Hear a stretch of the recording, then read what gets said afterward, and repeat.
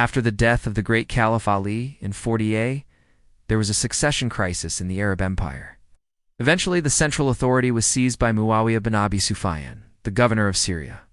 In 41 he was proclaimed caliph by his supporters, and thus began the Umayyad Caliphate, named after Muawiya's clan, the Banu Umayya. At the time of its founding, the empire encompassed the Arabian Peninsula and the recently conquered lands of Syria, Iraq, Palestine, and Egypt. Under Muawiya, it would become one of the largest empires in history. His successors expanded it to the Atlantic Ocean in the west and the Indus River in the east, making it the first Pan-Asian empire. The seat of the caliph was established in Damascus, which became the capital of the empire. During the Umayyad era, Muslims made significant contributions to science, mathematics, astronomy, poetry, and architecture. One of their most famous buildings is the Dome of the Rock in Jerusalem, a masterpiece of Islamic art and architecture. It was built on the site from where, according to tradition, the Prophet Muhammad ascended into heaven.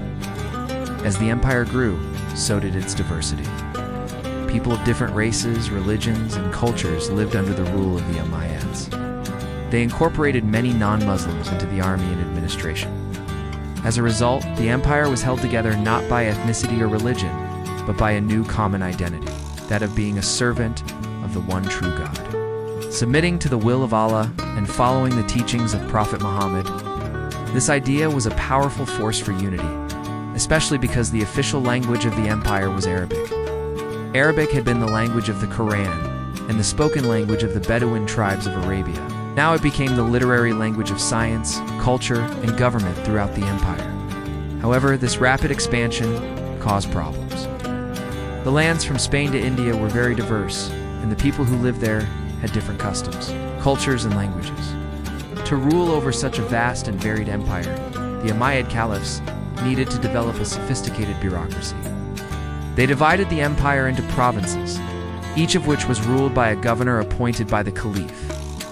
These governors were responsible for collecting taxes, maintaining order, and defending the borders. Despite these measures, the empire was not without its problems.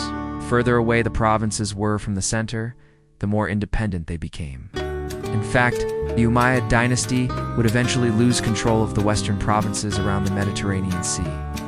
There, Berbers would establish an independent state in North Africa. At the same time, the eastern provinces also became increasingly independent. In particular, the region around Persia developed a strong local identity. Although it was officially an Islamic province, it continued to be largely Persian in culture and language. This was partly due to the fact that the Umayyad Caliphs favored the Persians for important positions in the administration. In addition, the Arab rulers faced constant threats from outside. The Byzantine Greeks kept trying to reconquer the eastern provinces. Meanwhile, the Turkish Khazars threatened the northern borders. And in the west, the Franks and the Byzantines contested control of Spain. All these external and internal problems led to the decline of the Umayyad dynasty. The dynasty was founded by Muawiya in 41 It lasted just over 90 years until 750, when the Abbasid revolution led by Abu al-Abbas as-Safa overthrew the last Umayyad Caliph, Marwan II.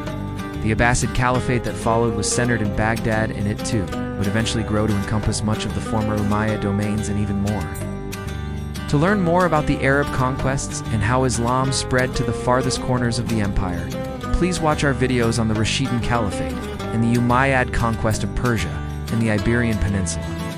Also, to find out how the Abbasid Caliphate grew to become the world's first global empire, stay tuned for our upcoming video on the Golden Age of Islam. Thank you for watching. If you enjoyed this video, please leave a like. Also, remember to subscribe to stay up to date with all our latest content.